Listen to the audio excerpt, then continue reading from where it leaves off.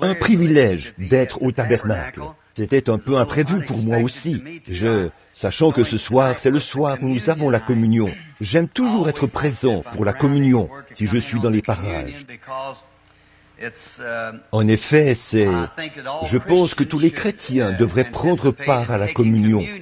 Parce que Jésus a dit, « Si vous ne la prenez pas, vous n'avez point de part avec moi. » Par conséquent, c'est toujours un grand privilège de venir au tabernacle. Et aussi, ce soir, Frère Neville a dit qu'il était un tout petit peu enroué et il a souhaité que je parle à notre assemblée. Je lui ai dit que je serais enchanté de le faire. J'aimerais également annoncer que si demain soir, il y aura la réunion des frères, les administrateurs et les hommes d'affaires de cette église demain soir. Il s'agit de leur réunion habituelle du lundi soir. Et ils ont une décision à prendre de concert avec l'entrepreneur. Je suppose que vous comprenez tous que notre demande a été approuvée et que nous pourrons construire l'église. Cela a donc été approuvé et les travaux commenceront probablement cette semaine. L'église commence cela cette semaine, pour autant que je sache. Notre demande a été rejetée ici à Jeffersonville, mais nous l'avons portée à Indianapolis, au niveau de l'État, et on nous a donné l'autorisation. Nous allons donc la construire. Ainsi donc, les travaux commencent peut-être cette semaine.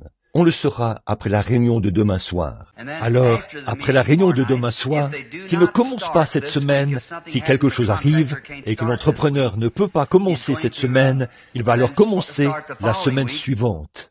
Le week-end prochain, samedi soir, dimanche matin et dimanche soir de la semaine prochaine, samedi et dimanche prochain, si le Seigneur le veut, j'aimerais encore tenir une série de 3 réunions, comme nous l'avons fait il y a quelques semaines. Puis, après, ce sera samedi soir, puis dimanche matin et dimanche soir. Et là, ce sera le 13 et le 14 de ce mois. Par la suite, certains frères et moi, nous irons dans le Colorado après cela, pour une partie de chasse. Ensuite, nous reviendrons. Et le tabernacle, lorsqu'il sera terminé, si c'est la volonté du Seigneur, j'aimerais peut-être consacrer une semaine entière aux 7 sceaux de l'Apocalypse, avant de repartir dans des réunions. Juste avant, comme nous l'avons fait pour les 7 arcs de l'Église, les 7 sceaux feront maintenant suite à cela. Et probablement, dans les 2 ou 3 prochaines semaines, je pense, selon leurs prévisions, vu le nombre d'ouvriers qu'ils affecteront à cela, nous pourrons construire le tabernacle et le terminer en une dizaine ou une quinzaine de jours, quelque chose comme ça. Alors nous aurons des places assises ici pour accueillir environ 2 fois le nombre de gens que nous pouvons accueillir en ce moment, ou peut-être 3 fois plus. C'est pour cela que je dois attendre jusqu'à ce moment-là. En effet, la fois dernière, le samedi et le dimanche, c'était terrible. Vous savez, les gens étaient ici à 2 heures de l'après-midi pour prendre place dans le tabernacle, avant même que l'église n'ouvre ses portes. Le lendemain matin, à 5 heures, une infirmière qui habite à côté de chez moi et qui était passée par ici a dit, à 5 heures du matin, il y avait beaucoup de gens autour du tabernacle. Ainsi donc, quand les gens entrent et qu'il n'y a pas de place, ils se découragent et s'en vont. Et aussi ceux qui sont debout s'entassent et sont serrés les uns contre les autres dans les allées. Ils se sentent à l'étroit et tout. Je vois des femmes qui sont là debout, en sueur, vous savez, comme ça. Et cette transpiration qui dégouline. Un homme se lève pour céder sa place à une femme, puis il reste debout jusqu'à ce qu'il ait mal aux jambes, et quelqu'un d'autre lui cède la place. Et ainsi de suite, vous savez, ça fait pitié. Et il y a des mères qui ont de petits-enfants malades et tout. C'est terrible. Donc, nous essayons de mettre fin à cela maintenant en construisant un plus grand tabernacle. Et nous aurons un endroit agréable où les enfants, parfois, on est interrompus, comme quand les petits-enfants pleurent. Eh bien, nous aurons une salle pour cela, de sorte que quand les mères y vont, elles continuent de voir le déroulement du service et peuvent écouter la retransmission de cette salle. Nous aurons des salles pour l'école du dimanche et tout sera bien disposé comme il se doit. Et si le Seigneur le veut, cela débutera la semaine prochaine.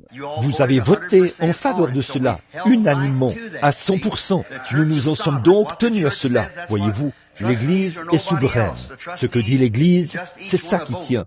Ni les administrateurs, ni personne d'autre. Les administrateurs n'ont qu'une seule voix chacun. Le pasteur n'a qu'une seule voix. C'est l'Église. Voilà. C'est la démocratie de l'Église, la souveraineté de l'Église. L'Église tout entière se prononce. C'est tout. Et nous aimons cela. En effet, nous n'avons aucun évêque, aucune hiérarchie, aucun surveillant, ni rien, pour nous dicter ceci, cela ou autre chose. C'est le Saint-Esprit dans l'Église qui parle. J'aime ce règlement. Il est très bien. J'avais posé cette question. Aimeriez-vous attendre jusqu'à ce que nous ayons assez d'argent pour déménager le tabernacle et construire une grande église? Je l'avais adressé au conseil des administrateurs et les administrateurs n'ont pas pu régler la question. Ils m'ont alors chargé, en tant que surveillant général, de venir demander à l'Église. Alors j'ai dit, nous avons en ce moment suffisamment d'argent pour agrandir l'Église et l'aménager bien différemment de ce que nous avions. J'ai dit, eh bien, nous pouvons le faire tout de suite ou économiser notre argent jusqu'à ce que nous en ayons assez pour construire une toute nouvelle Église ailleurs. Nous avons fait voter l'Église à ce sujet et à l'unanimité, il était décidé de construire l'Église tout de suite, d'agrandir l'Église tout de suite. Nous nous en sommes tenus strictement à cela. Le conseil municipal de Jeffersonville a rejeté notre demande. Ils nous ont informés que nous ne pouvions pas le faire. Nous sommes allés plus loin. Nous avons présenté notre demande à l'État, à Indianapolis. Par la suite, ils nous ont écrit pour nous dire d'aller de l'avant. Nous avons donc le feu vert pour la construire. La ville n'a donc plus rien à voir là-dedans maintenant. C'est du ressort de l'État. Nous avons donc l'autorisation et, en ce moment même, l'entrepreneur a le permis en main. Et je pense qu'ils sont prêts à commencer d'un moment à l'autre. Quant à demain soir, si l'entrepreneur dit qu'il veut commencer la semaine prochaine, alors j'annulerai les réunions et là, notre prochaine rencontre, ce sera pour les 7 sauts. Mais si l'entrepreneur ne peut pas commencer la semaine prochaine, alors dimanche prochain, samedi et dimanche prochain, je tiendrai ces réunions avant de partir. Et j'allais le faire ce dimanche. Mais j'ai vu que ce soir, c'est le soir où nous avons la communion. J'ai donc laissé ça de côté ce dimanche-ci. En effet, avec une telle foule, on ne peut pas prendre la communion aisément. Mais quand on aura une plus grande église, on le pourra. Bon, nous avons là un futur président. Vous savez ce que je veux dire. Il n'y a pas longtemps qu'il est arrivé dans la famille Hickerson. Notre sœur, qui est la pianiste, si elle veut bien venir au piano, nous donner la note pour amenez-les, s'il vous plaît, ou un petit chant de ce genre. Ce beau petit jeune homme, tant attendu de la famille Hickerson, est arrivé. C'est un très beau petit enfant, et il est certainement un joyau pour les Hickerson. Ce sont tous des joyaux pour nous. Nous les aimons. Ils sont vraiment notre frère et notre sœur. Nous sommes reconnaissants pour la naissance de ce petit dans leur famille. Cela a vraiment révolutionné la famille. Et s'ils le veulent bien, que le père et la mère amènent ce petit enfant maintenant pour la consécration. Bon, l'Écriture dit, on lui amena des enfants, des petits-enfants, afin qu'il pose sa main sur eux et les bénit. Bon, il y a des gens de le monde qui croient en ce qu'on appelle le baptême des nouveau-nés. C'est-à-dire, on prend ces petits-enfants et on ne les baptise pas du tout. En fait, on les asperge d'eau. Or, on ne trouve nulle part dans la Bible où un quelconque adulte ait été aspergé, encore moins des enfants. Ainsi donc, le baptême est une confession qui montre que l'œuvre de la grâce a été accomplie à l'intérieur. Or, les nouveau-nés n'ont aucune conscience du péché. C'est pourquoi, quand Jésus est mort à la croix, il est mort pour ôter le péché du monde. Quand un bébé devient un être humain et naît dans ce monde, il est personnellement sans péché. Par conséquent, il n'a pas de repentance à faire. Mais là, c'est le sang de Jésus-Christ qui ôte ce péché. Bien sûr, le bébé est né dans le péché, enfanté dans l'iniquité, venu au monde en disant des mensonges, et il est pécheur par nature. Mais le sang de Jésus-Christ fait expiation de cela. Mais quand le bébé atteint l'âge de raison, et qu'il sait ce qui est bien et ce qui est mal, alors il doit se repentir de ce qu'il a fait. Son péché, là, c'est le péché. Il est né dans le péché. c'est le péché humain, ce péché-là. C'est le péché qu'ont commis Adam et Ève. Or, cela a été effacé par Dieu, par le sang de Jésus-Christ. Le bébé n'a aucun péché pour lequel il doit se repentir. Mais dès lors qu'il a péché, il faut qu'il se repente. Voyez? Et une fois qu'il se repent, c'est le moment de le baptiser. Et là, on le baptise par immersion. En attendant, nous suivons les instructions de la Bible, selon lesquelles on amena Jésus des petits-enfants afin qu'il leur imposât les mains et les bénit. Ce soir, ces formidables parents amènent ce petit bébé au pasteur et à moi pour le consacrer. Ils estiment qu'en le plaçant dans les mains des représentants de Christ, ils le placent dans les mains de Christ. Et par la foi, nous amenons le bébé à Dieu pour lui rendre grâce de l'avoir fait venir ici et nous demandons à Dieu de le bénir. C'est ce que nous appelons la consécration des nouveau-nés. Maintenant, vous savez comment je procéderai avec mes propres enfants. J'ai une petite fille dans la gloire ce soir. Elle avait été consacrée au Seigneur ici, devant l'autel. J'ai un petit garçon et une petite fille assis là-bas au fond. Ils n'ont encore jamais été baptisés. L'une a 11 ans, c'est Sarah. Je lui parlais de cela aujourd'hui, du baptême. Joseph n'a que 7 ans, donc il est encore trop jeune pour cela, jusqu'à ce que, s'il le désire, et dit que Dieu lui a mis cela à cœur, alors je le ferai. Mais les petits-enfants, je les consacre simplement au Seigneur, parce que c'est ce qu'enseignent les Écritures. Frère Neville, si tu veux bien t'avancer avec moi maintenant, vers ce beau garçon. J'avais peur. Est-ce bien Olin? Olin? Oui, Olin Junior. Stephen Olin. C'est très bien. Oh, je pensais qu'il dormait. Ça, c'est la nature des Hickerson. S'il se passe quelque chose. Je l'ai vu l'autre jour et j'ai dit « Monsieur le Président » et tout. Et bien sûr, c'était trop peu de choses pour lui, vous voyez, de parler de lui en tant que président. Bonsoir. Eh bien, je sais que c'est forcément un trésor pour toute mère remplie de piété. Vous ne trouvez pas? C'est très mignon. Et maintenant, frère Hickerson et sœur Hickerson, en tant que serviteur de Christ, en tant que votre pasteur, je remets ce bébé, par la foi, dans les bras de Jésus-Christ. C'est dans ses bras, lui, que vous désirez le placer. Courbons la tête, alors que le pasteur et moi, nous nous tenons ici, les mains posées sur le bébé. Notre Père Céleste, dans la Bible, on t'amenait des petits-enfants, afin que tu leur imposes les mains et les bénisses. Et ils étaient effectivement bénis, Seigneur. Maintenant, pour suivre ton exemple, en faisant les choses que tu as faites, Seigneur, en lisant la Bible, nous essayons de suivre fidèlement ton exemple, en faisant ce que tu as fait.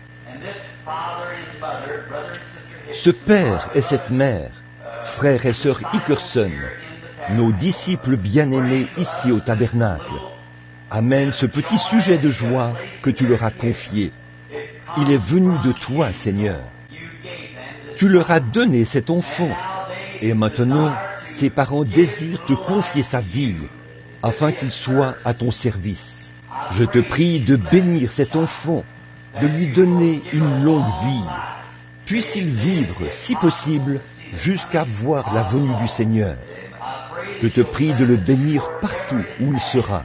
Puisse-t-il être élevé dans un foyer chrétien, puisqu'il y est né, puisse-t-il demeurer dans ce foyer, puisse son père et sa mère vivre pour voir leur bébé en chair, si possible, en train de prêcher l'Évangile.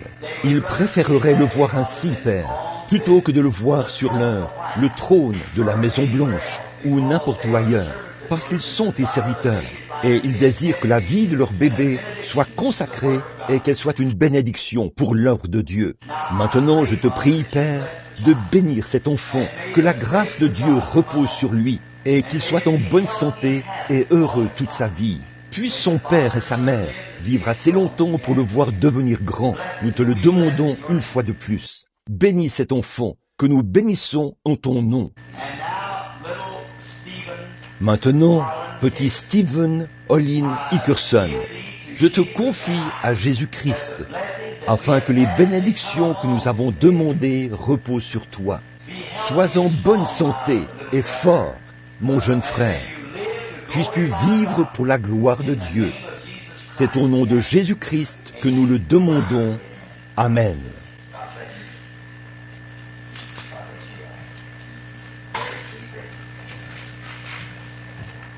Que Dieu vous bénisse. Que Dieu vous bénisse tous. Un bébé très mignon. Where we'll never grow, never grow, in the land where we'll never grow, never grow, never grow, in the land where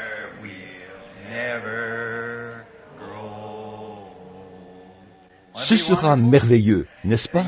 Les jeunes seront adultes et les vieillards seront jeunes. Bon, c'est merveilleux ça, n'est-ce pas? Nous ne serons jamais malades, nous n'aurons jamais de chagrin et nous ne mourrons jamais. Bon, Frère Neville a annoncé des réunions. Maintenant, je voudrais aussi dire de ne pas oublier cette réunion et les réunions dont il a parlé. Aussi, Madame Ford, qui venait ici à l'église il y a des années, je l'ai emmenée chez sa fille il y a juste quelques jours.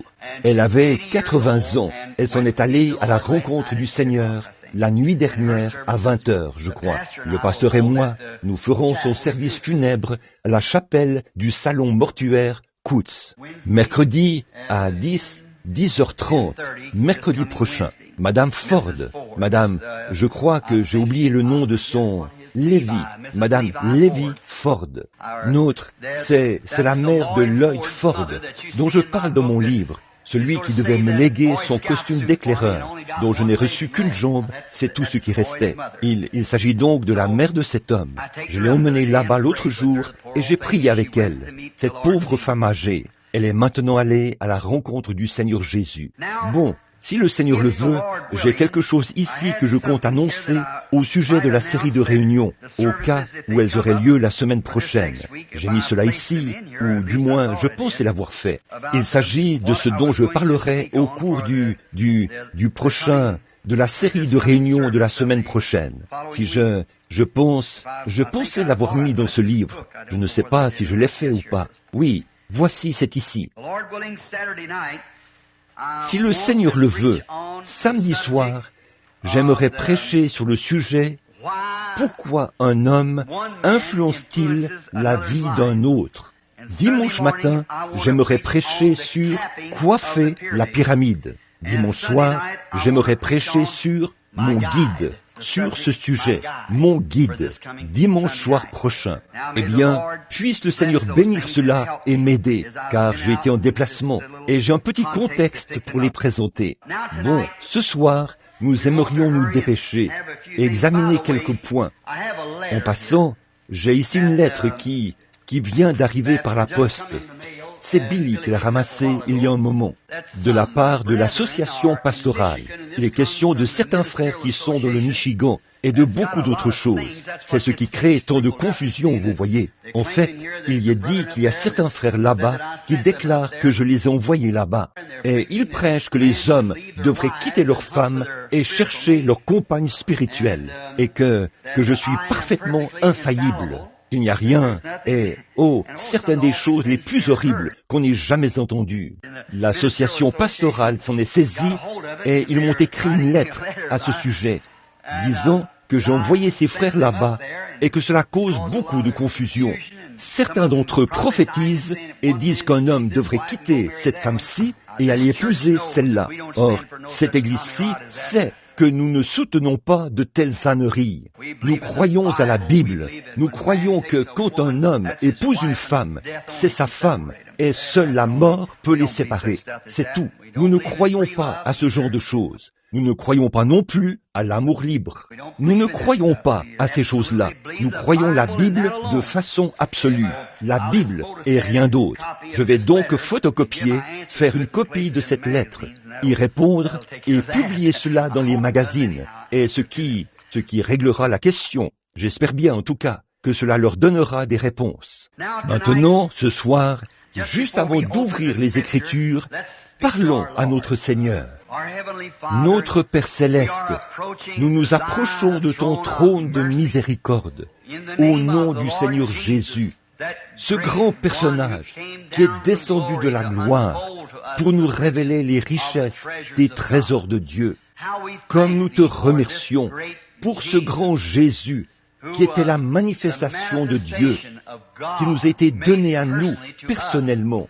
Et c'est par lui que nous avons été rachetés de nos péchés. Nous sommes maintenant passés de la mort à la vie, parce que nous croyons en lui. Car il est écrit à son sujet qu'il a dit, « Celui qui écoute mes paroles et qui croit à celui qui m'a envoyé a la vie éternelle, et ne vient point en jugement, mais il est passé de la mort à la vie. » Bénis tes paroles ce soir, Seigneur.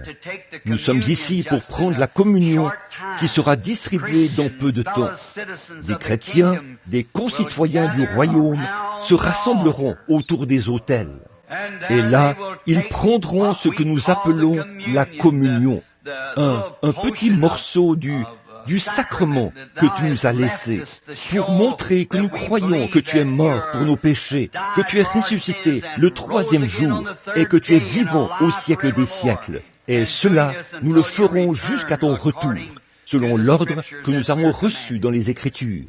Sanctifie nos cœurs et débarrasse-les des mauvaises pensées et de tout ce que nous avons fait de contraire à ta grande volonté. Père, pardonne-nous et accorde-nous ta grâce ce soir. Romps pour nous maintenant le pain de vie dans la parole, alors que nous la lisons et en parlerons. Nous le demandons au nom du Seigneur Jésus. Amen. Maintenant, dans le livre de l'Apocalypse, en commençant par un seul verset, j'aimerais lire le verset 20, ou le verset 1 du chapitre 20.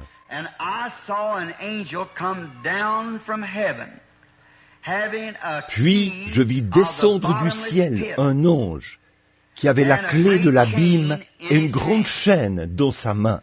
Maintenant, je souhaiterais parler, si possible, sur un sujet tiré de ce texte, si je devais l'appeler ainsi, ou tirer un contexte de ce texte. Pendant les 20 ou 25 prochaines minutes, et je voudrais intituler cela « La clé de la porte ». Toutefois, je ne souhaite pas présenter cela comme les clés, parce que c'est à Pierre qu'il était confié les clés du royaume. Mais j'aimerais intituler ceci « La clé de la porte ». Immédiatement après ceci, je souhaiterais faire quelques petits commentaires sur la communion avant que nous la prenions ce soir. Maintenant, une clé. Alors que nous lisions, j'ai remarqué qu'ici, cet ange est descendu du ciel avec la clé dans sa main. Je crois que c'est dans Apocalypse 13 ou 19 que nous voyons un autre ange qui vient aussi avec une clé. Et une clé, le but d'une clé, c'est de déverrouiller quelque chose qui a été verrouillé, ou quelque chose qui devrait être verrouillé. C'est dans ce but-là qu'une clé est donnée. Maintenant, il y a de nombreuses sortes de clés, parce que nous les utilisons à différentes fins. Il y a des clés pour des entrepôts. Il y a la clé de votre propre maison. Il y a la clé de votre voiture. Nous appelons tout cela des clés, et ce sont des clés. Et souvent, on peut en faire un double. Ou pour la maison, on peut parfois fabriquer ce qu'on appelle un passe-partout. En d'autres termes, c'est une clé qui est en quelque sorte forgée avec des goupilles qui s'alignent aux serrures, afin de permettre la rotation du cylindre dans un certain sens. Elle peut déverrouiller presque toutes les portes. On l'appelle le passe-partout. C'est une clé conçue pour correspondre à la structure de beaucoup de clés. Et de cette façon, elle peut déverrouiller nos maisons ou même nos automobiles. Et on peut la reproduire. Et aussi, il y a...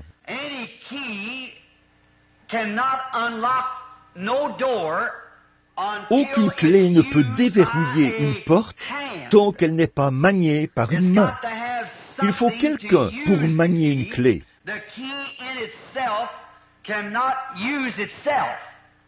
La clé elle-même ne peut pas se manier elle-même. Il faut quelqu'un pour utiliser la clé. C'est comme ce microphone dans lequel je parle. Il est muet, ce microphone. Quelqu'un doit parler dedans, car il ne peut pas parler de lui-même. Il faut que quelqu'un parle dedans. Donc, ce n'est pas le microphone, c'est la voix ou le bruit qui y entre, que le microphone transmet par les ondes jusqu'à vos oreilles. Eh bien, c'est pareil pour la prédication de l'Évangile. Ce n'est pas nous-mêmes, en tant que ministres, nous ne sommes pas l'Évangile. Mais nous ne sommes que des canaux de transmission, des agents humains qui transmettent la voix de Dieu aux auditeurs. C'est pareil pour une vision. Parlant de vision, je n'ai rien à dire à l'Église en ce moment. Mais si le Saint-Esprit me montre premièrement une vision, alors je transmets cette vision à la personne à qui elle s'adresse. Ce n'était donc pas moi. La vision n'était pas moi. C'est Dieu qui a donné la vision. Et j'ai servi de canal de transmission pour apporter aux gens le message contenu dans la vision. Maintenant, c'est pareil pour une clé. Excusez-moi. La clé doit être tenue par une main qui la manie pour déverrouiller la porte. Vous voyez, il faut une main. Eh bien, la clé dont je vais parler ce soir, il n'y a qu'une seule main qui peut la tenir. C'est la main de la foi. C'est la seule chose qui puisse tenir cette clé. Les mains tiennent d'autres types de clés, mais pour celle-ci, il faut la main de la foi. Bon, prenons par exemple la clé de la connaissance. Eh bien, si un homme essaie d'accumuler des connaissances, voyez, là, il y a une clé pour cela. Cet homme doit faire preuve d'une certaine ouverture. Il doit assimiler ses livres et son apprentissage. Et il ne peut pas, personne ne peut apprendre à sa place. On peut l'enseigner, mais c'est à lui d'apprendre. Et la seule façon d'y parvenir, c'est d'en saisir la clé, ce quelque chose là, qui dévoile qui lui révèle la connaissance qu'il cherche. Il y a par exemple des gens qui cherchent à jouer du piano, ou de la musique. Ils ne savent vraiment pas comment s'y prendre. Mais ils pourraient aller là et le maître aurait beau leur donner cours après cours. Ils n'arriveraient jamais à apprendre cela. Ils n'arrivent simplement pas à saisir la clé de ce mystère. La manière dont le rythme et les sons de l'accord et tout s'harmonise. Il faut la clé. Les mathématiques, là aussi, il y a une clé pour les mathématiques. Et il faut savoir maîtriser cela. J'ai vu des hommes qui pouvaient prendre 4 rangées de chiffres et poser leurs doigts, chacun de leurs doigts, sur une rangée de chiffres, puis aller jusqu'à 5 ou 6 rangées de chiffres, plus bas, comme ceci, et mettre la réponse au bout. Ils pouvaient calculer 4 rangées à la fois, en commençant de n'importe quelle rangée, de 1 à 9. Eh bien moi, j'ai du mal à calculer une seule rangée, à moins que j'aie assez de doigts et d'orteils pour compter. Pour calculer une rangée, je n'ai jamais pu trouver cette clé-là. Mais vous voyez, certains ont cette clé-là. Ils savent comment s'y prendre. Et il y a une clé pour la connaissance. Pour l'homme qui recherche la connaissance, il y a une clé pour la science, pour les recherches scientifiques. Maintenant, celle-là, c'est une grande clé. Les gens cherchent cette clé-là. Par exemple, il y a quelque temps, on a découvert l'atome, et on a su que les atomes existaient, et que les atomes pouvaient former des molécules et tout.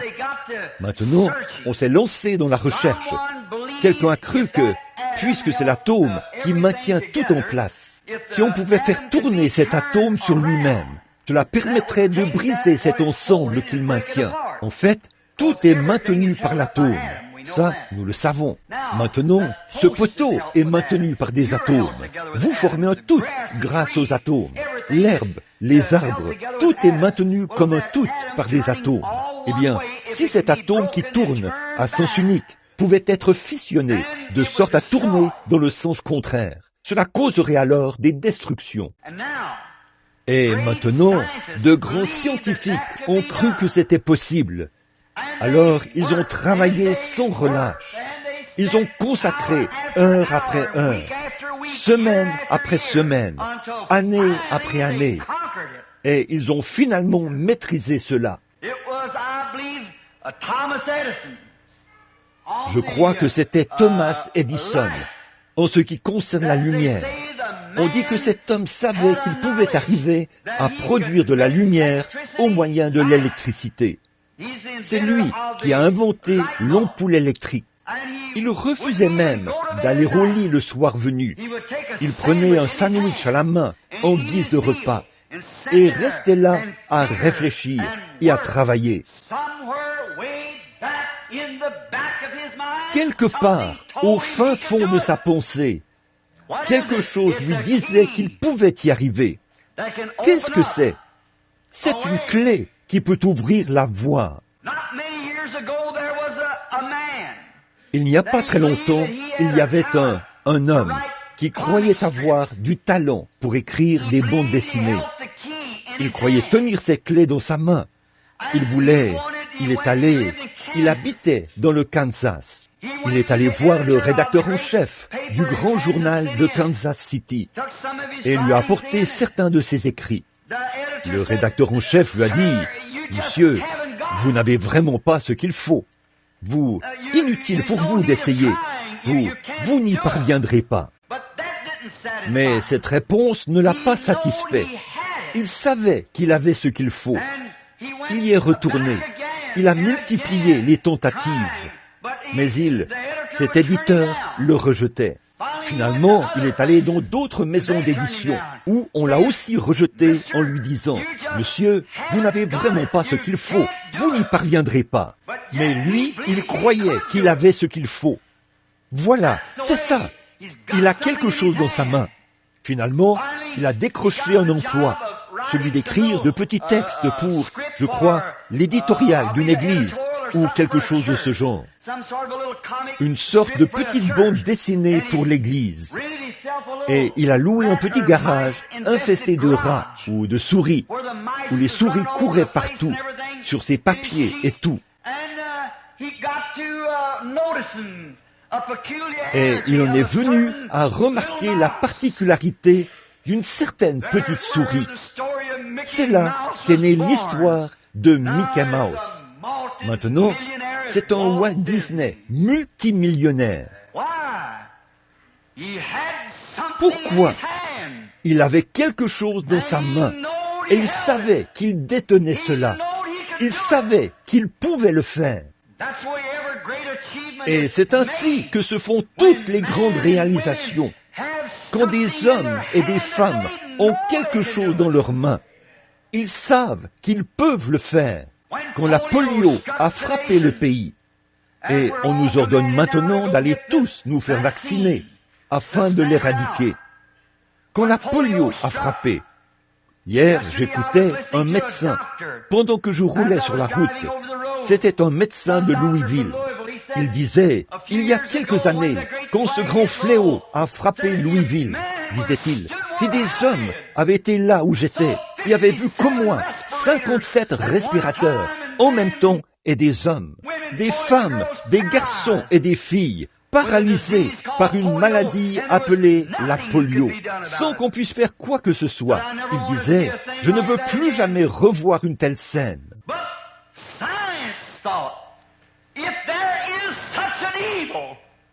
Mais la science s'est dit, s'il existe un mal comme la polio, il y a sûrement quelque chose pour neutraliser cela. Ils se sont battus, les pompiers sont descendus dans les rues, les bottes aux pieds, ils ont sorti des chapeaux, ils ont quêté, ils ont quémandé, ils ont tout fait pour essayer de trouver la clé qui déverrouillerait la porte de la liberté. Et finalement, un gentleman chrétien du nom de Salk a trouvé le vaccin. Pourquoi? Le mal était à l'œuvre, un tueur était à l'œuvre.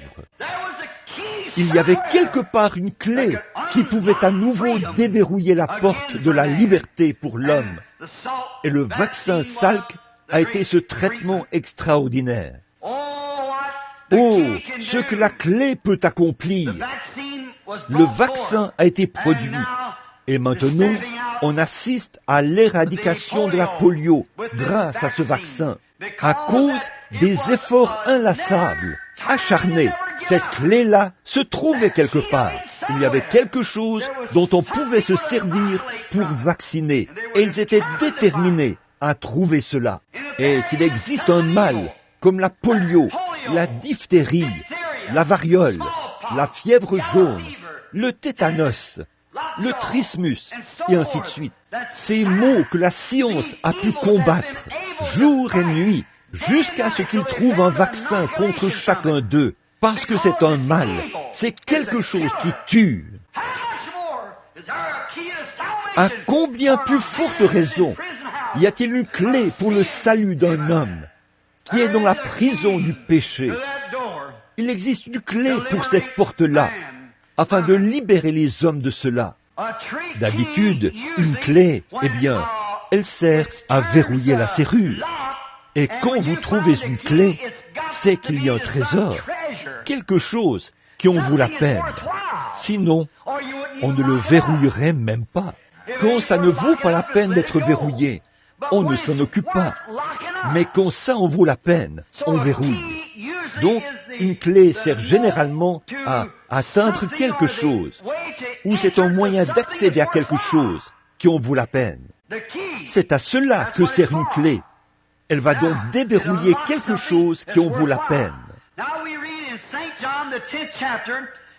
Maintenant, nous lisons dans Jean chapitre 10, où Jésus dit « Je suis la porte de la bergerie.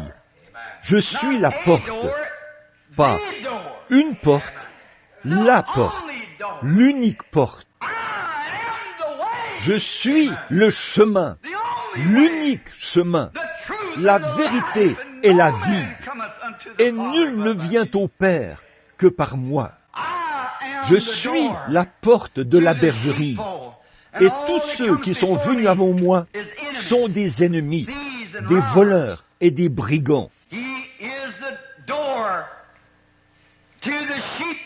Il est la porte de la bergerie. Il est la porte du salut. Il n'y a sous le ciel aucun autre nom qui ait été donné par lequel vous deviez être sauvés. C'est uniquement par le nom de Jésus-Christ. Pas par une église, pas par une dénomination, pas par un credo, pas par une doctrine de quoi que ce soit. C'est uniquement par le nom de Jésus. C'est ça là, c'est ça la clé. Pas étonnant que Pierre ait utilisé l'une d'elles le jour de la Pentecôte. Il voulait savoir comment entrer par cette porte. Il a utilisé la clé. Et il n'y a qu'une seule clé. Parce qu'il n'y a qu'une seule porte. Je suis la porte. Et Pierre en avait la clé. Il a dit, repentez-vous et que chacun de vous soit baptisé au nom de Jésus-Christ pour le pardon de vos péchés. Et vous recevrez les trésors de Dieu. C'est la clé de la porte. Et c'est Jésus qui est la porte. Il n'y a qu'une seule porte pour la guérison. Et c'est Jésus qui est cette porte. Il n'y a qu'une seule porte pour la paix. Oui, je vous donne ma paix. Il est l'unique porte pour une paix véritable.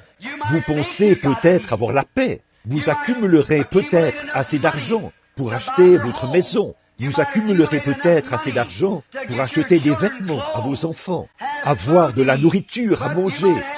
Et vous aurez peut-être acquis assez de popularité pour être populaire parmi les gens. Mais quand vous enlevez vos chaussures le soir venu et que vous vous préparez à vous coucher, il n'y a qu'une seule chose qui peut vous donner la paix. C'est-à-dire, si vous savez que vous mourrez cette nuit-là, il n'y a qu'une seule paix. Et c'est Jésus qui est cette paix. Il est notre paix. Il est notre guérison. Je suis l'Éternel, ton Dieu, qui guérit toutes tes maladies. Il est la porte du ciel.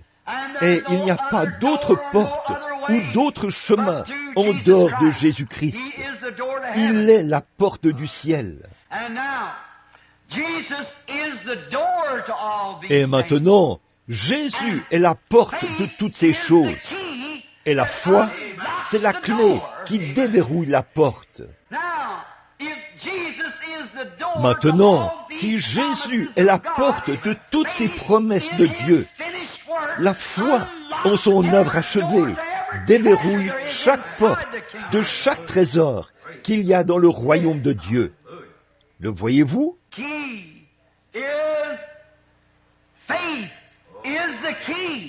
La clé, c'est la foi, c'est la clé qui déverrouille chaque promesse qu'il a faite.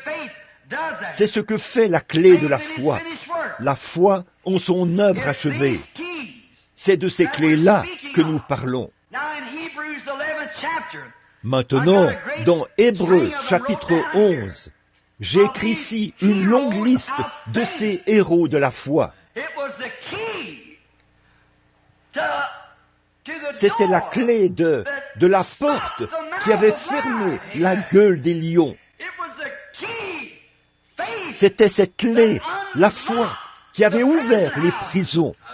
C'était la foi, la clé de la foi, qui avait éteint la puissance du feu, fait échapper au tranchant de l'épée, ramené les morts à la vie. C'était la foi, la clé de la foi dans le Dieu vivant. Cette main, cet homme, cette femme qui peut saisir cette clé de la foi, peut déverrouiller chaque promesse que Dieu a faite. Mais si vous n'avez pas cette clé, vous ne faites que tâtonner. Vous n'allez jamais la déverrouiller. Vous allez vous échiner à le faire. Parce que cette clé, pour toute clé bien faite, il y a des goupilles à l'intérieur de la serrure. Il faut une certaine forme. Ces clés doivent avoir une certaine structure pour enclencher ces goupilles. Et une seule petite goupille désalignée fait paralyser tout le système. C'est pourquoi je crois au plein évangile, à chaque parole de Dieu, qui déclenche la puissance de Dieu, qui fait descendre ses bénédictions sur les gens. C'est ça, la clé de la porte. C'est elle qui déverrouille cela. Oh, ces grands héros, ces prophètes et ces grands hommes de la Bible, ils avaient cette clé. C'est pour cela qu'ils pouvaient fermer la gueule des lions, éteindre la puissance du feu, échapper au tranchant de l'épée, ramener les morts à la vie et faire toutes sortes de miracles.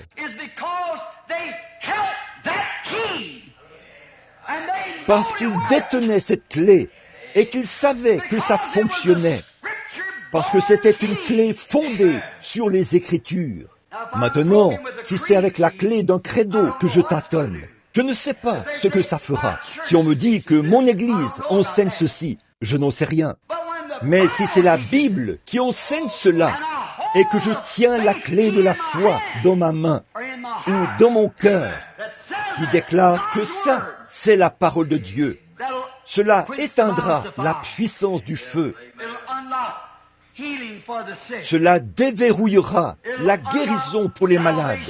Cela déverrouillera le salut pour les perdus. Je dois m'approcher de la porte, car tout est en son nom. Quoi que vous fassiez, en parole ou en œuvre, faites tout en son nom, sachant que la clé que vous avez, c'est la foi, parce que c'est une clé scripturaire. Or, si c'est une clé de credo, une clé de dénomination, je ne sais pas ce que ça fera, mais si c'est une clé scripturaire, elle déverrouillera, parce que Dieu l'a dit. Maintenant, pas étonnant qu'ils aient pu arrêter la puissance du feu et tout. Ils avaient la clé. Au premier signe de tête de Dieu, adressé à l'un de ses prophètes, rien ne pouvait les arrêter. Ils n'avaient pas besoin de faire comme il le fait parfois avec moi, de marteler cela à plusieurs reprises. Et avec vous peut-être. J'espère que non. Mais quant à moi, il me dit continuellement, va faire ceci, puis on avance en trébuchant. Ensuite, va faire cela, puis retourne et refais-le. Tu ne l'as pas fait correctement. Juste un petit signe. Il leur suffisait d'avoir le sentiment que l'Esprit leur disait, c'est ce qu'il faut faire. Et rien ne les arrêtait. Père, ils ont fermé la gueule des lions. Ils ont échappé aux tranchants de l'épée. Ils ont éteint le feu. Ils ont tout fait. Juste un petit signe de tête de Dieu. Parce qu'ils tenaient la clé dans la main. Cette grande foi. Ils ont fait des choses pour Dieu. Parce que rien ne les arrêtait. Oh, comme c'est glorieux. Comme la fois où un jeune homme est allé voir un vieux frère qui était un saint homme, un vieux prophète de Dieu. Il avait entendu cet homme témoigner constamment, parler constamment de la bonté de Dieu, de ce que Dieu était, de ce que Christ était, et il en parlait sans cesse.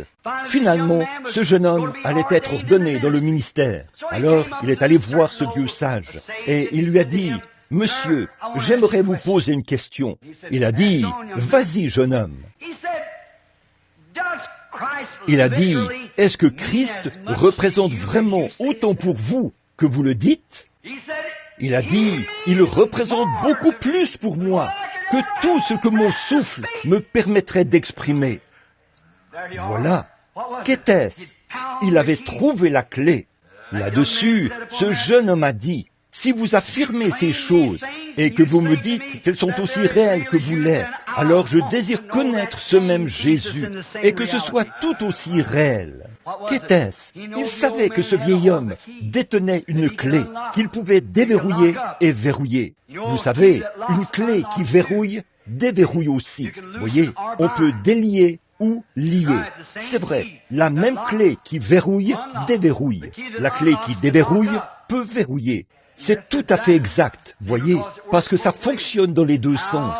Comme c'est pitoyable que l'Église ait perdu sa vision de cela, que c'est triste que l'Église se soit vendue au credo, comme nous l'avons fait aujourd'hui, et qu'elle appelle maintenant à l'union. Nous voyons que la grande hiérarchie romaine et les autres auront une rencontre. Là, ils vont changer certains programmes. Je pensais qu'ils ne les changeaient pas, mais ils vont le faire quand même. Donner à chaque prêtre le pouvoir d'un pape, où qu'il soit, et tout. Que c'est pitoyable que l'Église se soit vendue au dogme plutôt qu'à la parole. Voyez, c'est là qu'ils ont abandonné la clé, exactement là. C'est la raison pour laquelle on ne voit pas de grands miracles et des signes parmi les gens aujourd'hui, comme autrefois. Ils ont perdu la clé. Oui, ils connaissent la porte. Ils savent que la porte est là. Mais l'autre chose, c'est la clé pour ouvrir la porte. Les trésors sont derrière la porte. Ils sont enfermés, cachés à l'incroyant. Mais le croyant qui a la foi et qui peut prendre la clé de la foi, il peut déverrouiller ses portes. Oui, monsieur. Une fois, il y a de cela quelques années, il y avait un frère missionnaire qui sentait qu'il avait un appel pour l'Afrique. C'était un jeune homme. Il avait une femme et 2 enfants, de très jolies petites filles, d'environ 7 ou 8 ans. Et ce jeune homme ne pouvait pas ignorer cet appel. C'était un pasteur. Il avait une belle église à la campagne. Mais il ne pouvait simplement pas ignorer cet appel. Il lui fallait aller en Afrique. Et il priait jour et nuit. Il ne voulait pas y aller.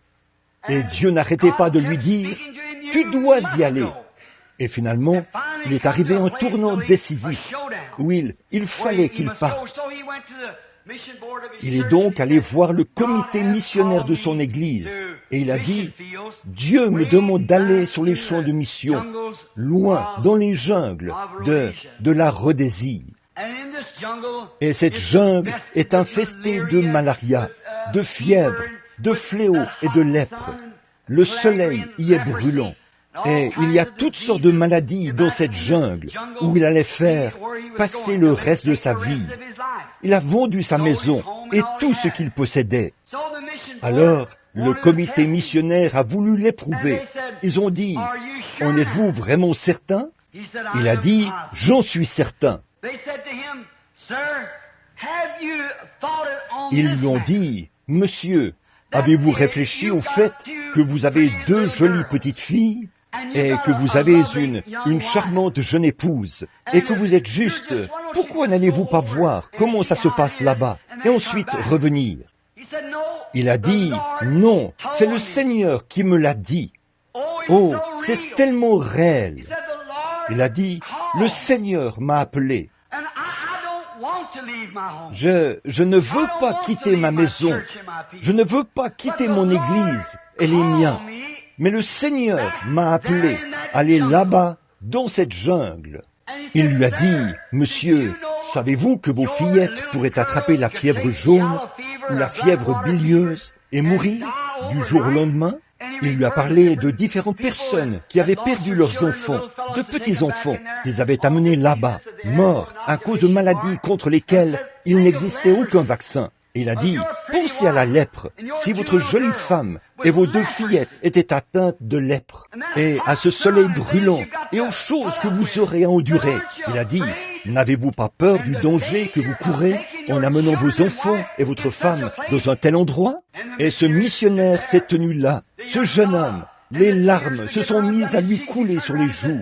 Il s'est retourné et a dit, mes frères, ma vision de l'appel de Dieu, a-t-il dit, c'est que si Dieu m'a appelé pour aller en Afrique,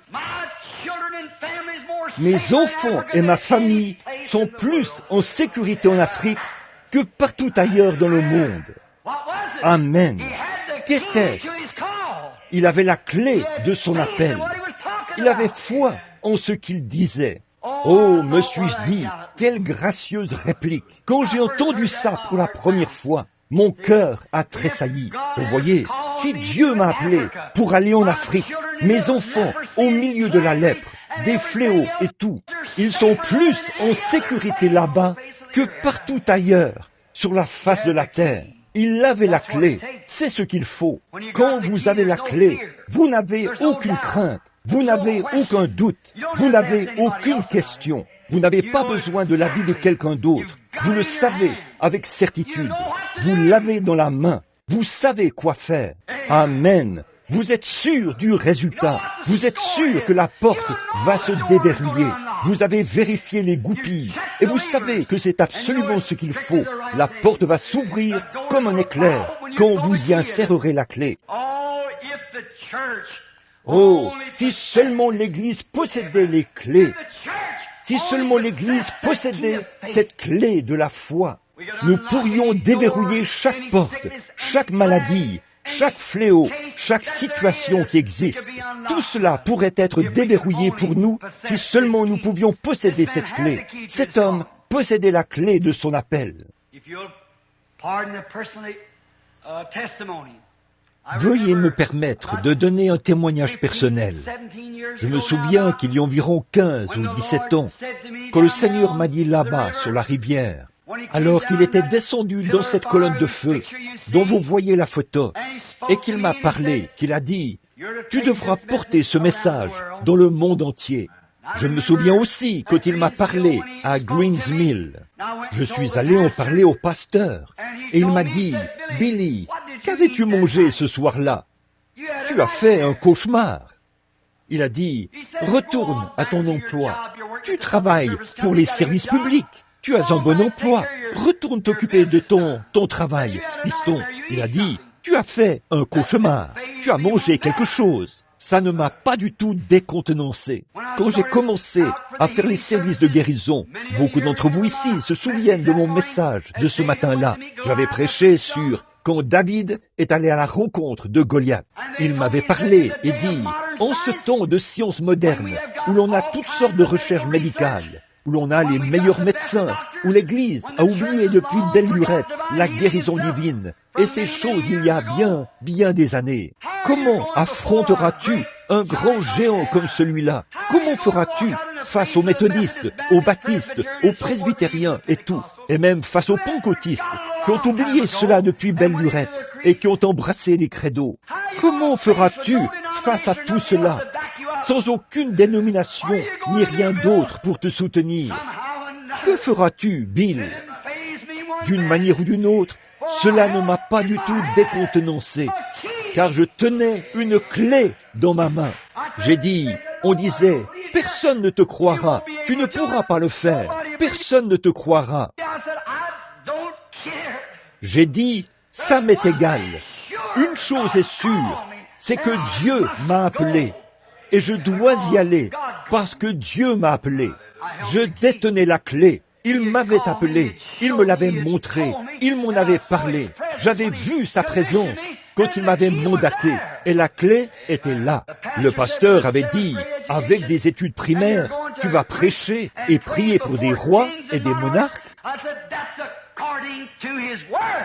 J'ai dit, d'après sa parole, oui, à peu près à cette même période, l'année dernière, ou 1 à 2 semaines plus tôt, j'étais venu ici à l'église et je vous avais dit que le Seigneur Dieu m'avait donné une vision où j'allais faire une partie de chasse et que j'allais trouver un certain animal dont les cornes mesureraient 105 cm et que sur le chemin du retour, après avoir trouvé cet animal, l'endroit où il serait couché et la position dans laquelle il serait, que sur le chemin du retour, j'allais tuer un ours grizzly argenté.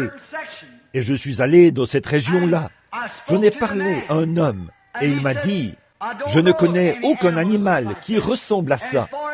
Quant à l'ours grizzly, je n'en ai jamais vu. J'ai dit, mais il doit bien y en avoir un, quelque part ici.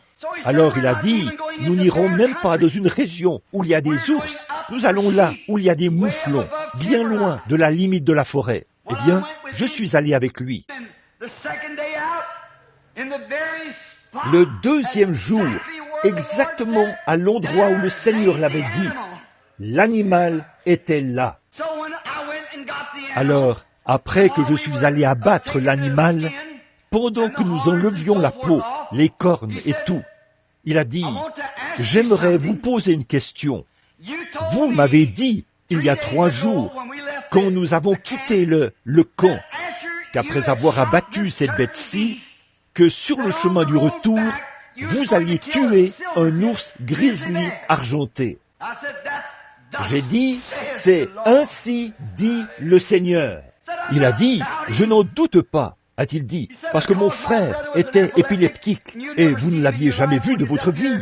Quand vous êtes venu ici une fois, vous m'avez dit que ce garçon allait être guéri, que j'aurais fait une certaine chose. Et il a été guéri. Il a dit, mais frère Branham, j'aimerais vous poser une question, a-t-il dit. Je peux voir très loin, depuis cette montagne, jusqu'à la limite de la forêt, où il y a ces chevaux. Et il n'y a rien là. Il n'y a pas un brin d'herbe, pas une seule pierre. Il n'y a rien. Il y avait du lichen de caribou qui fait environ 5 cm de haut, au-delà de la limite de la forêt, et qui s'étend sur plus d'1 kilomètre au-delà de la limite de la forêt. Il a dit, où sera cet ours? J'ai dit, Dieu est Jéhovah Jireh. S'il m'a dit qu'il y aurait un ours là, il y en aura un là. En descendant de la montagne, chaque fois que nous nous avancions d'environ 800 mètres, il disait, « Frère Branham, il est temps que cet ours apparaisse. » Je disais, « Ne t'en fais pas, il sera là. » Et quand nous étions pratiquement à 500 mètres de là où se trouvaient les chevaux, nous avions dû nous reposer de nouveau à cause des lourdes cornes et autre chose que nous portions sur notre dos. Il a de nouveau regardé autour de lui et j'ai vu son visage lorsqu'il me regardait, comme si au fond de son cœur, il se posait des questions. Vous voyez, il avait espéré qu'il serait là, mais il n'avait pas la clé. Mais d'une manière ou d'une autre, par la grâce de Dieu, il ne m'a jamais fait défaut. Quand il m'a dit qu'il y aurait un grizzly argenté là-bas, j'avais la clé. Je n'en ai pas douté un seul instant. Je me suis tourné vers lui et j'ai dit, « Bud, il sera là. » Et juste au moment où je me suis tourné, l'ours était là. Il était juste devant nous, à environ 800 mètres.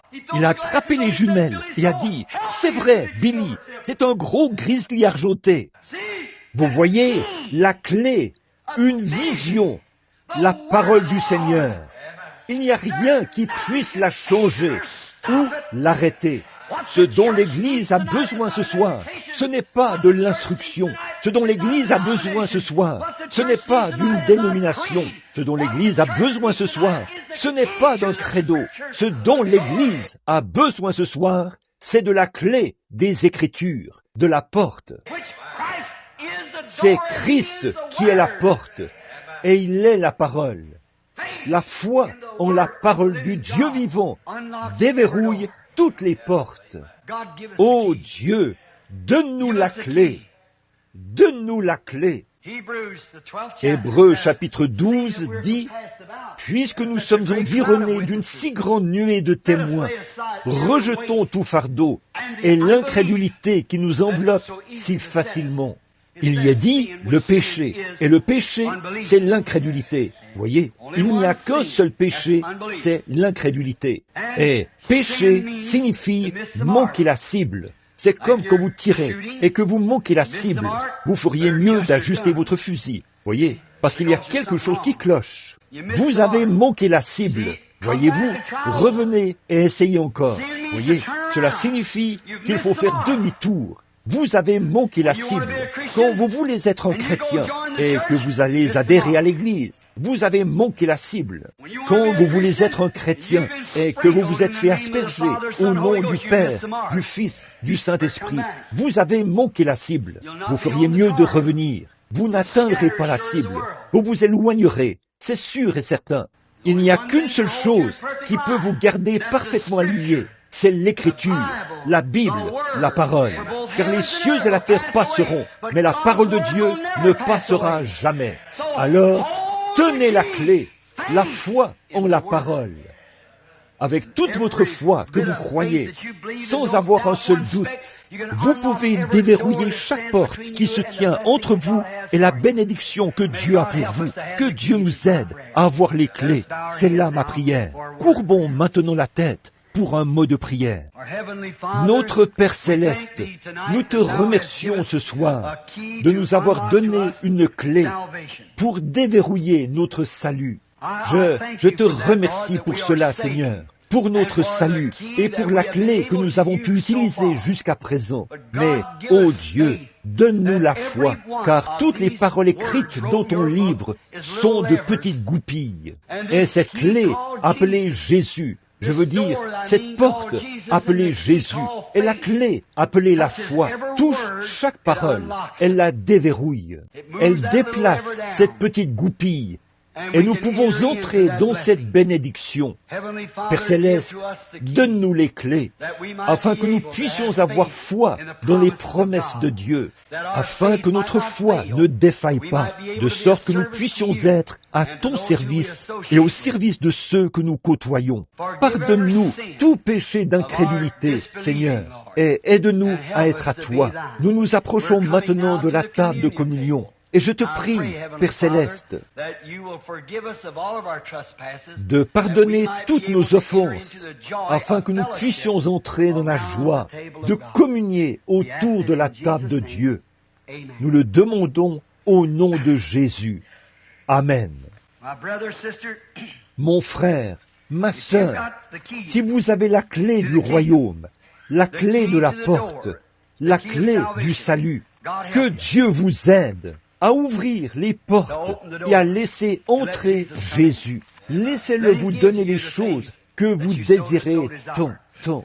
Maintenant, juste un instant, avant de commencer à lire au sujet de la communion, j'aimerais dire une chose, parce que c'est au sujet de la communion, et que nous venons à cet autel. Il n'y a qu'une seule façon de venir, c'est de tenir la clé de la foi dans la main, qui nous permet de savoir que nos péchés sont pardonnés. Et si nous n'avons pas la clé pour déverrouiller cette porte, qui nous fait savoir que nos péchés sont pardonnés, nous ne devons pas venir à la table du Seigneur.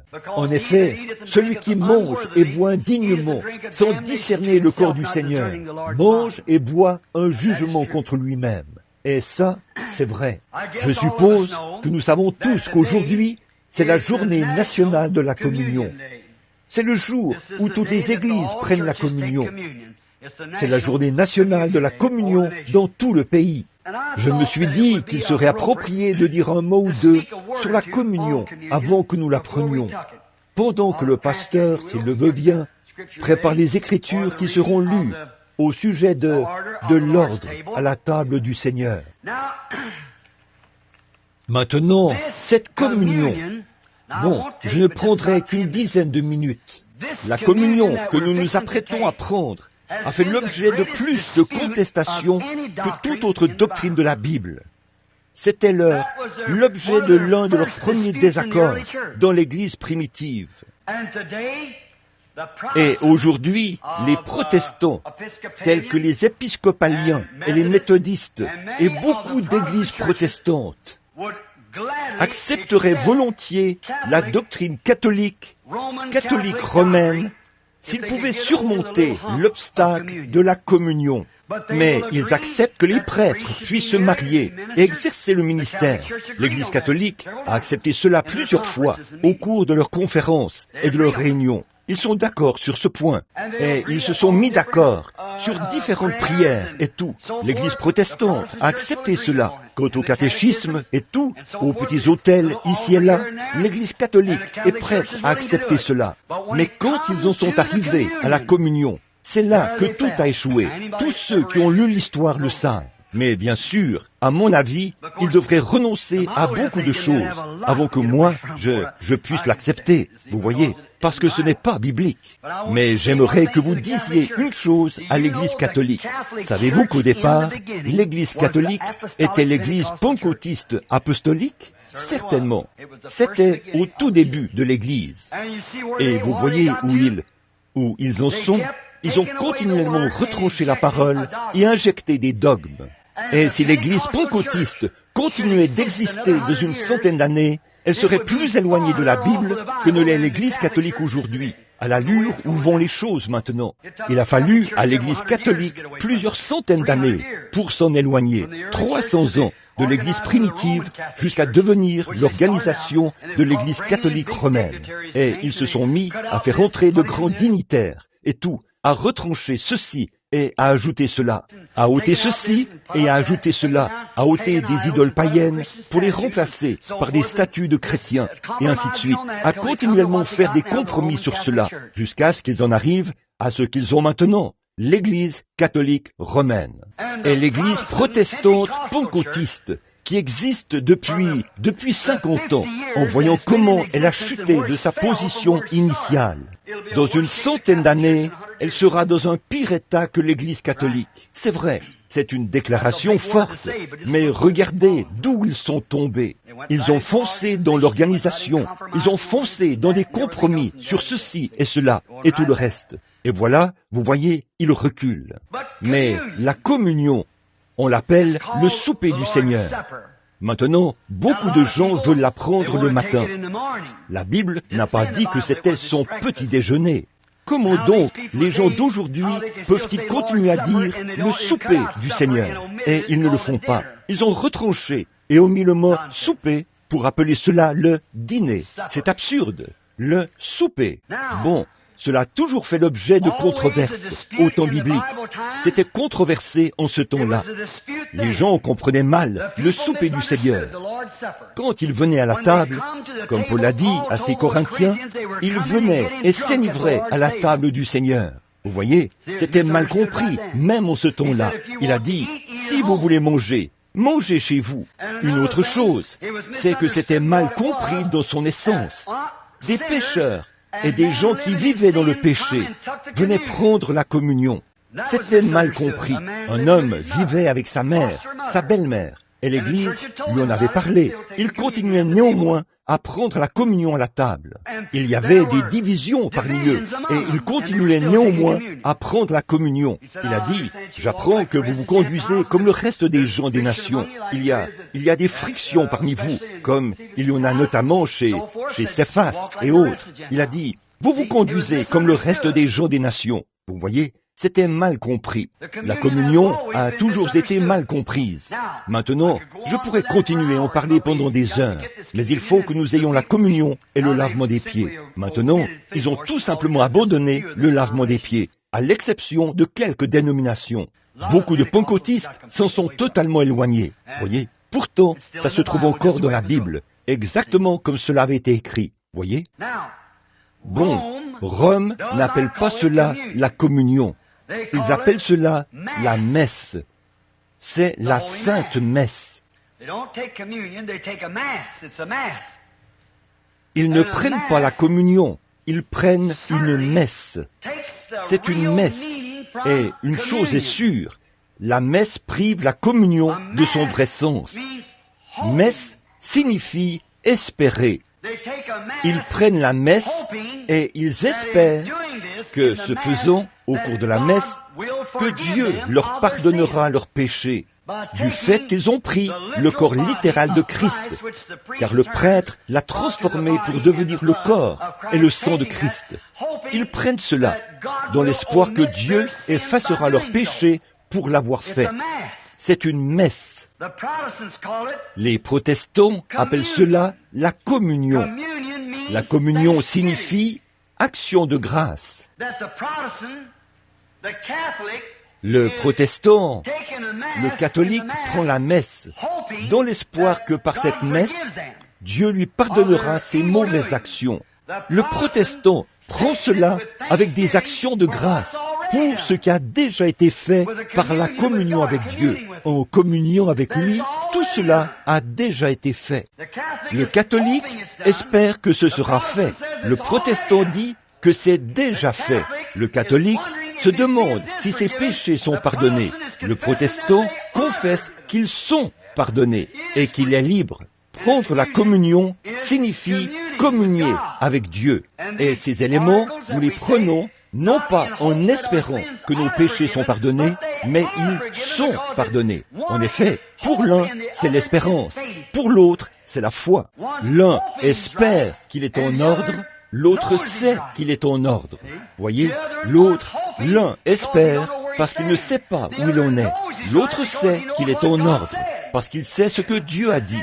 C'est ça. Voilà la différence. Donc, si vous ne faites qu'espérer, faites attention. Mais quand vous êtes sûr, alors allez de l'avant. Voyez, vous êtes alors en communion avec Dieu. Le protestant sait, il dit qu'il est pardonné, et il le sait. Le catholique va à la messe, il espère qu'il sera pardonné. Voici ce qu'il en est. L'un est un mendiant. Il espère que tout ira bien.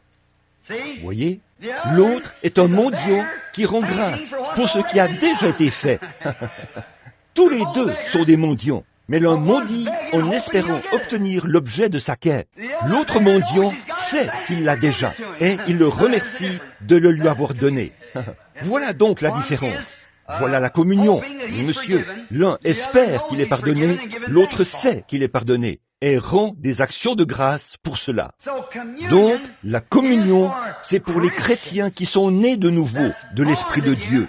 Naître de nouveau ne signifie pas nécessairement que vous avez le Saint-Esprit. Là, maintenant, souvenez-vous, pourtant, beaucoup enseignent cela. Je ne connais personne qui l'enseigne de cette manière, comme l'a dit le vieux frère Argenbright l'autre soir ici, à la chaire. Voyez, mais la nouvelle naissance n'est pas le baptême du Saint-Esprit. On ne peut pas prouver cela par l'Écriture. Je ne le pense pas, voyez, de mon point de vue. Voyez, je crois qu'on est de nouveau, et c'est la raison pour laquelle j'utilise le mot baptême au nom de Jésus-Christ, mais pas pour la régénération. Bon, l'Église pentecôtiste unie, baptise au nom de Jésus-Christ pour la régénération. Je ne crois pas cela, et ils peuvent le faire s'ils le veulent, mais je crois que Pierre a dit, repentez-vous, premièrement. L'eau ne pardonne pas les péchés. L'Église de Christ le prêche ainsi. Mais je crois que la repentance, une tristesse selon Dieu. Se repentir signifie faire demi-tour, revenir. Vous avez manqué la cible. Recommencer à nouveau. Il faut faire cela premièrement. Et votre baptême d'eau n'est qu'une confession extérieure de quelque chose qui s'est produit à l'intérieur de vous. Vous avez accepté Christ comme votre sauveur. Je suppose qu'il n'y a que les membres de l'Église ici ce soir, pour autant que je sache. Je ne suis pas ici assez souvent pour savoir qui la fréquente ou pas. J'ai été un peu critiqué ici, il n'y a pas longtemps, pour avoir baptisé un homme ici dans le baptistère. un vieil homme. J'étais allé le voir. C'était un brave vieillard. J'ai eu le privilège de conduire toute sa famille à Christ. Ce sont tous des chrétiens. Ce vieil homme était un vieillard sympathique. Et je l'aimais bien. J'étais donc allé le voir et je lui avais dit, « Papa, pourquoi ne deviens-tu pas chrétien ?» Il m'aime bien. Il a dit, « Frère Branham, je deviendrai chrétien quand je serai une bonne personne. » J'ai dit, « Je vais te dire quoi faire, papa. Cherche jusqu'à ce que tu trouves là où tu seras assez bon, puis indique-moi ce lieu. J'aimerais y aller aussi. » J'ai dit, Christ n'est jamais venu sauver des hommes bons, il est venu sauver des hommes mauvais. Quand vous pensez que vous êtes bon, alors il n'est pas venu vous sauver. Il est venu sauver ceux qu'il considère comme mauvais. Voyez, Christ est mort pour sauver les pécheurs. Voyez, et j'ai dit, papa, regarde, voici ce qu'il en est. Il a dit, eh bien, je fume des cigarettes. J'ai dit, je ne vais même pas en parler. Il a dit, j'ai essayé d'arrêter cela, frère Branham. J'ai dit, très bien, nous n'allons pas parler de cigarettes. Il a dit, eh bien, quand je pourrai. J'ai dit, ne dis plus rien à ce sujet, laisse cela de côté. J'aimerais te poser une question. Il a dit, très bien, quelle est-elle? J'ai dit, crois-tu qu'il y a un Dieu? Il a dit, certainement, je le crois. Il a dit, je le crois aussi fermement que vous, je pense, frère Branham. J'ai dit, crois-tu que ce même Dieu a croisé sa lignée, qu'il était fait chair et qu'il a habité parmi nous en la personne de Jésus-Christ, afin de sauver l'homme? Il a dit, oui, je le crois, et qu'il est mort pour sauver des pécheurs comme toi et comme moi. Voyez? Oui, je le crois. J'ai dit, maintenant, voici ce qu'il en est. Là, nous sommes tous dans un grand bâtiment, où nous sommes en prison. Et je ne peux pas me tenir dans ce coin-ci et dire, ceci m'aidera à sortir de prison. Ou me tenir dans ce coin-là et dire, cela m'aidera à sortir de prison. Nous sommes tous dans le même pétrin. Chaque homme qui est né dans ce monde est né dans le péché, enfanté dans l'iniquité, venu au monde en disant des mensonges. C'est un renégat au départ. Quelqu'un m'a posé une question l'autre jour. Il a dit, frère Branham, est-ce qu'il y aurait une différence entre Adam et Ève et leurs enfants aujourd'hui s'ils étaient tous nus et qu'ils marchaient dans... Est-ce que leur corps serait identique? J'ai répondu, non monsieur, nous rentrions de la chasse aux écureuils. Frère Fred, moi et un groupe d'autres personnes. J'ai répondu, non. Il ne serait pas identique. Il a dit, vous voulez dire qu'Ève ne serait pas une femme comme ses filles et qu'Adam ne serait pas un homme comme ses fils? J'ai dit, à bien des égards, mais pas sur tous les plans physiques. Il a dit, quelle serait la différence? J'ai dit, ils n'auraient pas de nombril. Ils ont été créés. C'est vrai, ils n'étaient attachés à rien. Tant que cela se trouve sur tout ce qui naît dans ce monde, cela montre que c'est un renégat au départ. C'est vrai. J'ai dit, bien sûr, il y a une différence. Ils n'auraient pas de nombril. Ils n'étaient attachés à aucune femme. Vous voyez, c'est Dieu qui les avait créés. Alors j'ai dit, j'aimerais dire quelque chose. De tous ceux qui sont dans cette prison, qui est saint? Qui est celui qui n'est pas né par le sexe? Qui est celui qui peut aider l'autre, peu importe qui il est? Nous sommes tous dans la même prison, mais Dieu est devenu l'une de ses créations. Il est venu en contournant le sexe, par le sang sacré qu'il a lui-même créé. Et c'est par ce sang qu'il nous a rachetés. J'ai dit, crois-tu cela, papa? Il a dit, je le crois. J'ai dit, Christ est mort pour les hommes mauvais comme toi. Maintenant, il n'y a qu'une façon d'y arriver. Il n'y a rien que tu puisses faire. Il t'offre cela. Tu ne peux pas le mériter. Tu ne peux rien faire pour avoir cela. Il te le donne, c'est tout. Veux-tu accepter ce qu'il a fait pour toi, pour éviter l'enfer? Il a dit, je l'accepte.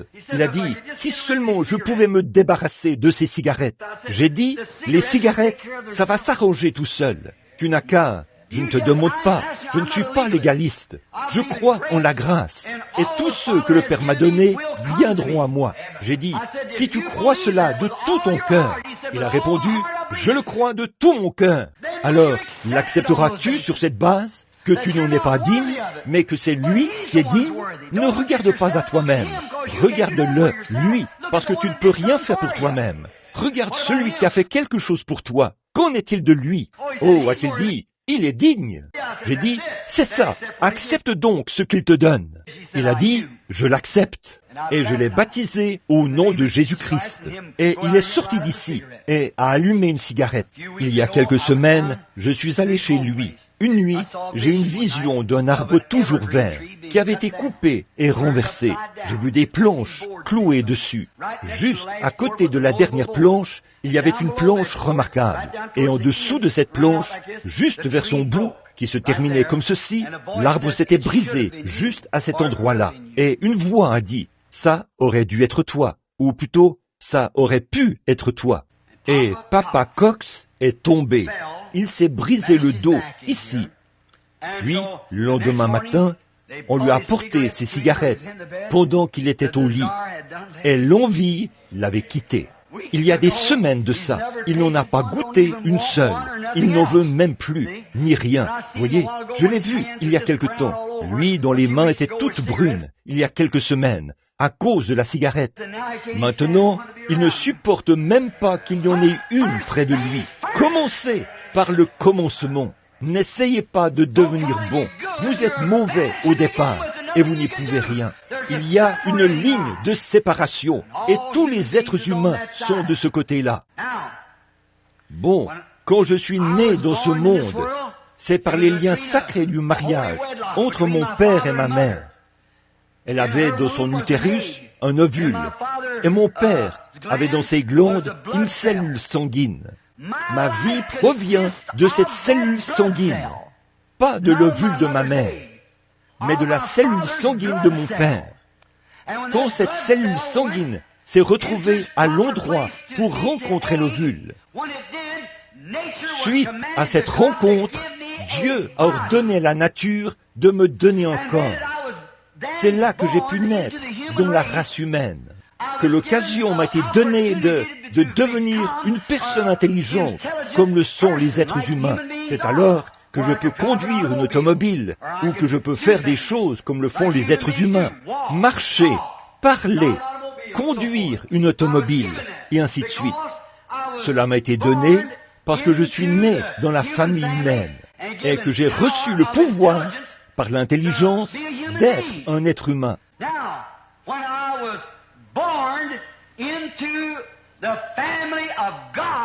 Maintenant, quand je suis né dans la famille de Dieu, je suis venu par le sang. Le sang m'a donné la vie.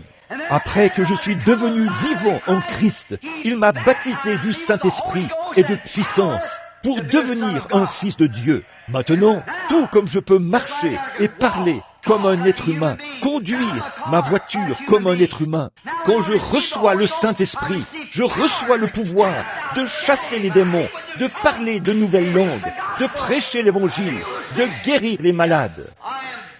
Je suis baptisé. Je ne suis pas né, mais baptisé. Ils étaient là, dans la chambre haute, priant tous en son nom. Ils furent baptisés du Saint-Esprit et revêtus de puissance. Amen.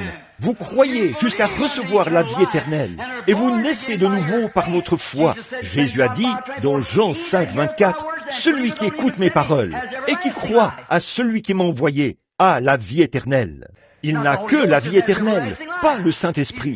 Il est né dans la famille de Dieu. Puis, il est baptisé du Saint-Esprit. Il reçoit la puissance de l'intelligence de la foi pour croire l'Évangile, mettre cela en action et faire en sorte que cela œuvre comme il faut. Amen.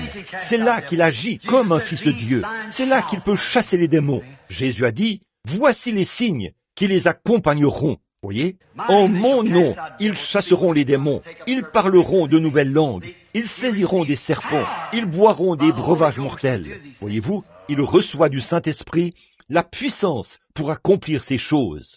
Eh bien, quand il devait partir, il a dit, « Il vous est avantageux que je m'en aille, car si je ne m'en vais pas, le Saint-Esprit ne viendra pas. » Voyez, et quand il sera venu, il convaincra le monde en ce qui concerne le péché. Il enseignera la justice et vous annoncera les choses à venir. Ce sont des visions. Il prendra ce que je vous ai enseigné et vous le révélera. Les paroles mêmes pour lesquelles il est venu. Personne ne peut comprendre la parole sans avoir reçu le baptême du Saint-Esprit. Et quand quelqu'un prétend avoir le baptême du Saint-Esprit et qu'il conteste la vérité de la parole, il y a quelque chose qui cloche. Paul était un critique du Nouveau Testament. Ce n'était pas... Le Nouveau Testament n'avait pas encore été écrit. Paul était un critique du christianisme. Saul. Et quand il a reçu le Saint-Esprit, il est allé passer 3 ans en Asie pour étudier les Écritures, parce qu'il avait été formé par Gamaliel, un grand enseignant. Puis il est revenu. 14 ans plus tard, il est allé rencontrer Pierre à Jérusalem. Et il a constaté que leur évangile était le même, mot pour mot. Le même Dieu qui avait amené Pierre à prêcher le jour de la Pentecôte, à dire aux gens qu'ils devaient se repentir, être baptisés au nom de Jésus-Christ. Ce même Saint-Esprit l'a aussi révélé à Paul. Et il leur a parlé dans Actes 19, après qu'ils avaient été baptisés une fois par Jean. Il leur a dit, vous devez vous faire rebaptiser au nom de Jésus-Christ. Voyez ? Vous voyez, le Saint-Esprit s'en tient strictement aux Écritures. Sa foi en cela déverrouille chaque mystère. Amen. La Bible dit, dans 1 Jean 5, 7, il y en a 3 qui rendent témoignage dans le ciel. Le Père, la Parole, qui était le Christ, et le Saint-Esprit. Ces 3-là sont un. Il y en a aussi 3 qui rendent témoignage sur la terre. L'eau, le sang, l'esprit. Ces 3-là ne sont pas un, mais ils sont d'accord. Or, vous ne pouvez pas avoir le Père sans avoir le Fils, vous ne pouvez pas avoir le Fils sans avoir le Saint-Esprit. Ils sont un, mais vous pouvez être justifié sans être sanctifié. Et vous pouvez être sanctifié sans avoir le Saint-Esprit. La sanctification se fait par le sang, et c'est par le sang que vient la vie, voyez. Et le Saint-Esprit, c'est la puissance de Dieu. Voyez, la puissance donnée à l'Église. Vous recevrez quoi? Une puissance. Acte 1:8. Le Saint-Esprit survenant sur vous, vous recevrez une puissance. Non pas, vous naîtrez de nouveau. Vous recevrez une puissance. Le Saint-Esprit survenant sur vous. Alors vous serez mes témoins à Jérusalem, dans la Judée, en Samarie et jusqu'aux extrémités de la terre. Voyez, vous recevez la puissance après avoir reçu le Saint-Esprit. Mais oui, effectivement, il faut d'abord recevoir le Saint-Esprit, car c'est la puissance de Dieu, voyez-vous. C'est ce qui permet de manifester et de démontrer. Vous êtes, comme en tant qu'humain, on a appris à parler, à marcher et à faire les choses qu'un humain fait. Quand on est baptisé du Saint-Esprit, on reçoit la puissance d'agir comme des fils et des filles de Dieu. Il n'est pas étonnant que les gens agissent et fassent comme ils le font aujourd'hui. C'est parce qu'ils n'ont jamais été remplis du Saint-Esprit. S'ils l'avaient été, ils agiraient autrement. Ils prétendent l'avoir été. Mais Jésus a dit, c'est à leurs fruits que vous les reconnaîtrez. Alors, comment peut-on le faire? Voyez-vous, tout est sens dessus-dessous. Voyez-vous, mais revenons-en au fait. Maintenant, si vous marchez droit et prétendez être un chrétien, nous vous invitons ce soir à la table du Seigneur. Il ne fait aucun doute qu'aujourd'hui, la communion a été prise dans tout le pays, certains d'une certaine manière et d'autres d'une autre. Mais je pense que la meilleure façon de le faire, c'est de suivre les Écritures, de faire exactement comme on le faisait dans les Écritures. Je pense que ce serait suffisant. As-tu ta Bible, frère Neville? Frère Neville va maintenant lire les Écritures. In the 11th chapter of 1 Corinthians, beginning at the 23rd verse.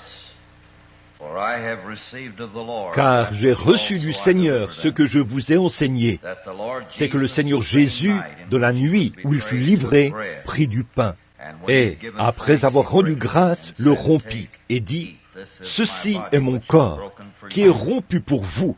Faites ceci en mémoire de moi. » De même, après avoir soupé, il prit la coupe, et dit, « Cette coupe est la nouvelle alliance en mon sang. Faites ceci en mémoire de moi, toutes les fois que vous en boirez. Car toutes les fois que vous mangez ce pain et que vous buvez cette coupe, vous annoncez la mort du Seigneur, jusqu'à ce qu'il vienne. C'est pourquoi celui qui mangera le pain ou boira la coupe du Seigneur indignement sera coupable envers le corps et le sang du Seigneur.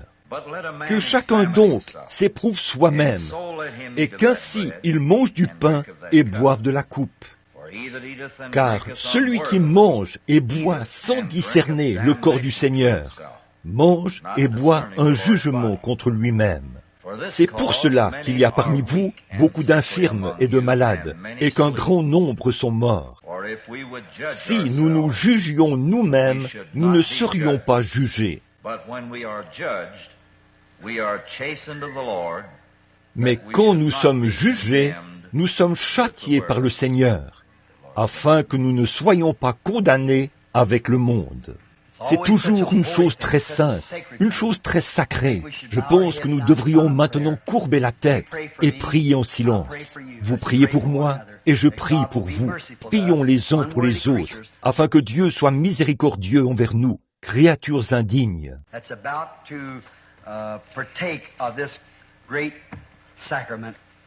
Qui sommes sur le point de participer à ce grand sacrement en mémoire de la mort de notre Seigneur.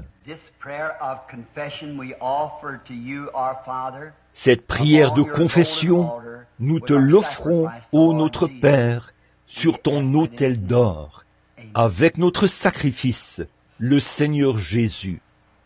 Nous le demandons en son nom. Amen. Maintenant, je crois que les anciens vont regagner leur poste, et ceux de l'Église, et ils feront avancer les gens au fur et à mesure, rangée par rangée, pour la communion. Ayez toujours à l'esprit ce cantique. Agneau mourant, ton précieux sang ne perdra point sa puissance, jusqu'au jour où l'Église rachetée se tiendra à tes côtés. Courbons la tête, ô notre bienveillant et saint Père, Jéhovah, le grand Tout-Puissant, envoie tes bénédictions sur ton peuple alors que nous attendons. Pardonne nos péchés. Nous t'offrons maintenant ce sacrement, ce vin, ce raisin qui a été cultivé et que les mains des ministres ont écrasé. Cela a été transformé en vin pour servir à ce pourquoi nous te l'apportons maintenant, pour représenter pour nous le sang de notre Seigneur Jésus-Christ. Je te prie, Père, de sanctifier ce vin dans ce but. Pardonne chacun de nos péchés et que chaque personne qui recevra ce vin dans son corps puisse recevoir de toi la santé, la force et le salut. Accorde-le, Seigneur. Nous te le demandons au nom de Jésus. Amen. La Bible dit que quand il a rompu le pain et qu'il l'a béni, il a dit « Prenez et mangez, ceci est mon corps qui est rompu pour vous. Faites ceci en mémoire de moi. » Quand nous prenons ces petits morceaux de pain cachère, fait sans levain, ce pain qui est fait par des chrétiens, c'est fait ainsi parce que cela représente le corps de Christ. Nous avons appris que ce sont les disciples du temps de Christ ou du temps de l'Église qui avaient pris ces morceaux pour préparer le souper lors du dernier souper de Christ. Et tout au long de la Bible, ce sont les disciples qui servaient ces choses aux gens. Et aujourd'hui, ce sont les disciples des temps modernes, nos frères de cette Église, les disciples de cette cause, qui servent les gens. Ils prendront ces morceaux et les donneront aux gens. Et maintenant, quand vous recevez ce pain, souvenez-vous que ce pain représente l'agneau. Il y a de nombreuses années, quand l'agneau d'Israël avait été rôti au feu et qu'on l'avait mangé avec des herbes amères, le peuple avait été fortifié. Leurs chaussures ne s'étaient jamais usées et leurs vêtements ne s'étaient jamais effilochés tout au long du voyage, jusqu'à ce qu'ils arrivent au pays promis. Que Dieu nous garde en bonne santé, heureux, à son service, jusqu'à ce que nous arrivions au pays promis qu'il nous a donné. Prions.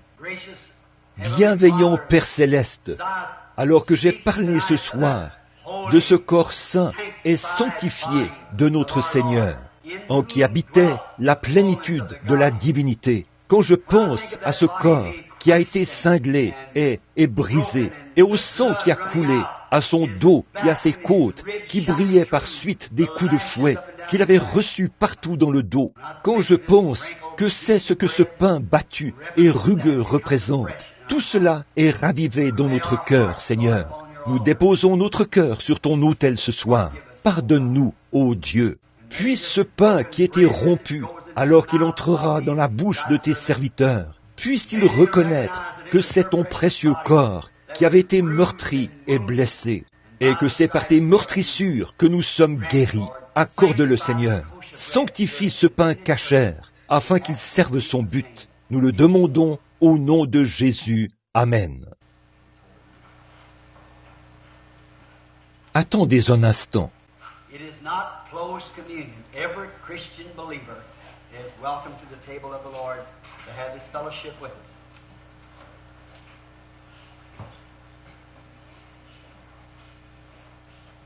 Ce n'est pas une communion restreinte. Chaque croyant chrétien est le bienvenu à la table du Seigneur pour avoir part à cette communion avec nous.